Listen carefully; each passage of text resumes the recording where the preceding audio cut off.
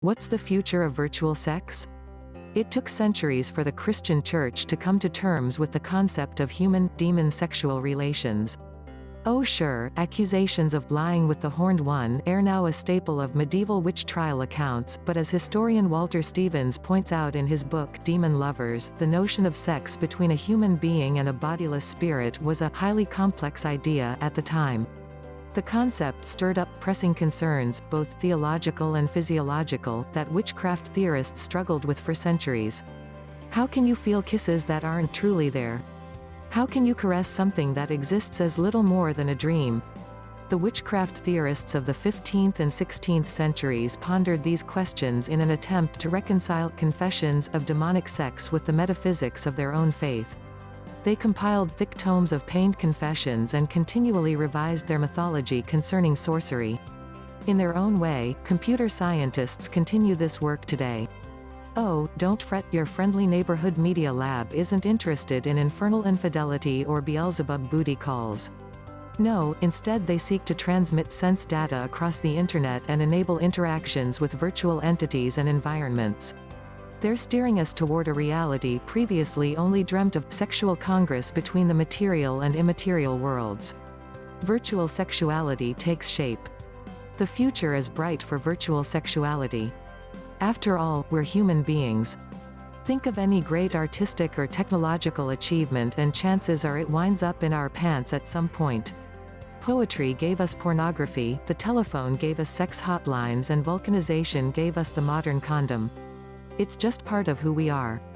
Today, more than 2.1 billion people surf the World Wide Web. Source: CIA World Factbook. Internet pornography is a multi-billion-dollar industry, and although an exact count of websites is difficult to formulate, we do know that at least one hard-working web filtering service, Cybersitter, currently blocks more than 2.5 million porn sites. Source: Ruvolo. Roughly speaking, you can divide all of our sexual uses of technology into two categories.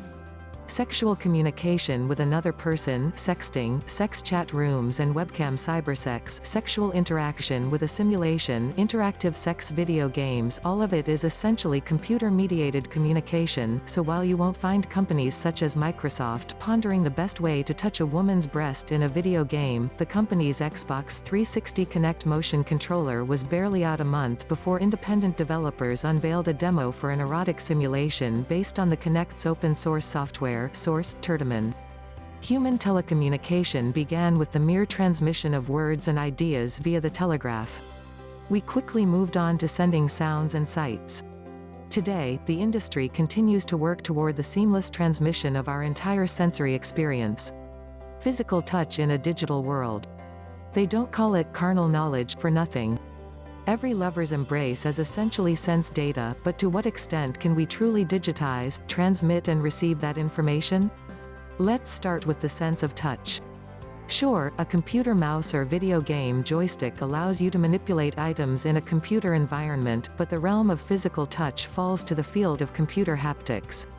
As the photo on this page illustrates, haptic technology generally takes the form of a glove that allows the user to not only control but actually feel virtual items. Our sense of touch is poorly understood compared to our sense of sight, so the continued development of haptic gloves involves such advanced measures as the use of functional magnetic resonance imaging (fMRI) brain scans.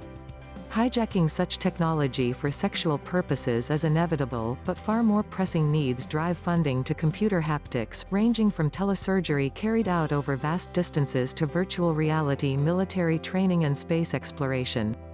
Of course, sexual touches incorporate far more than the use of our hands, and scientists are already hard at work on haptic technology for our other parts. Just consider the Hug Shirt, a Bluetooth-enabled garment from the UK's CuteCircuit that uses embedded sensors and actuators to simulate the warmth and touch of an affectionate embrace. Suddenly, a transoceanic hug becomes as simple as sending a text message.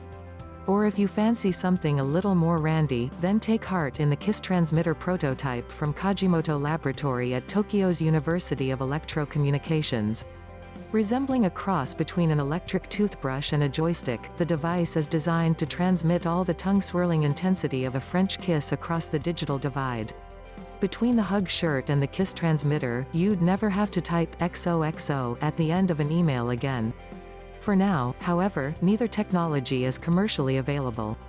As for all the other physical touches that encompass human sexuality, look no further than the field of teledildonics, which largely breaks down to the development of vibrating or otherwise automated sex toys controlled either by a remote user or by a program. As low-tech as that sounds, and generally as, the electronic transmission of physical pleasure takes a rather high-tech turn with Dr. Stuart Malloy's Orgasmatron. Created in 2008, this device sends an electrical pulse through nerves in the spinal cord that inform parts of the brain processing pleasurable sensations in the female genitalia.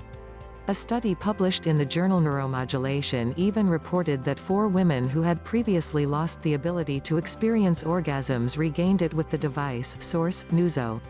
In the example of the Orgasmatron, we see that the future of virtual sex may rely not only on haptic gloves and vibrating sensors, but also on the complex manipulation of the human nervous system.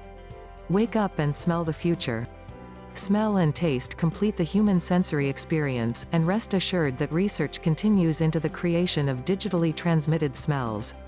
Before you scoff at the importance of smell in human sexuality, just remember that about 1 out of every 50 genes in the human genome concern this most ancient of senses. Source: Shell. Without smell in the mix, how can we expect to fully buy into a virtual experience?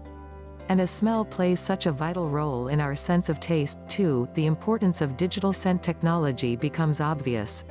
Printable odors follow the same logic of your standard laser printer. While the printer creates a wide variety of colors from a limited palette of primary colors, so too does an odor printer create a variety of smells out of primary scents.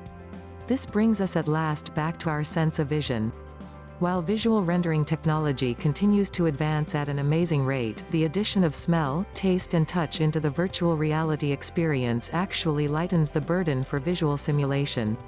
This is due to what scientists call crossmodal attention effects, which govern the way the brain prioritizes some sensory inputs over others. For instance, the kiss you feel on your cheek takes sensory priority over the texture of the sofa cushion underneath you, and it takes priority at a neurological level. In fact, the amount of brainpower allotted to sight drastically decreases once sound, smell and touch are introduced. Source: Madrigal. Researchers at the University of York's Audio Laboratory are working to employ crossmodal attention effects to fine-tune the virtual reality experience, orchestrating the full range of human senses in the required intensities. They've even considered employing a mouthpiece to simulate different textures against the tongue and mouth, for virtual food chewing, they claim. The technology continues to emerge, but the day is fast approaching when 2 lovers may slip into their virtual reality cocoons and fall into each other's arms across intercontinental or even interplanetary distances.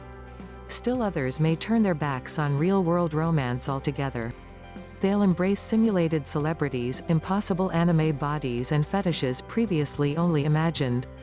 This virtual hedonaut will reach out with a haptic glove, stare into programmed eyes and touch flesh that exists as little more than a dream.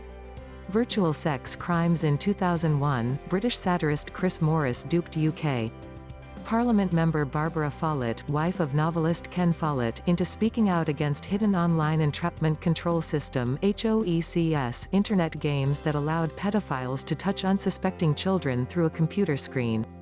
Morris concocted the prank to satirize Britain's pedophilia hysteria, but the idea raises legitimate questions.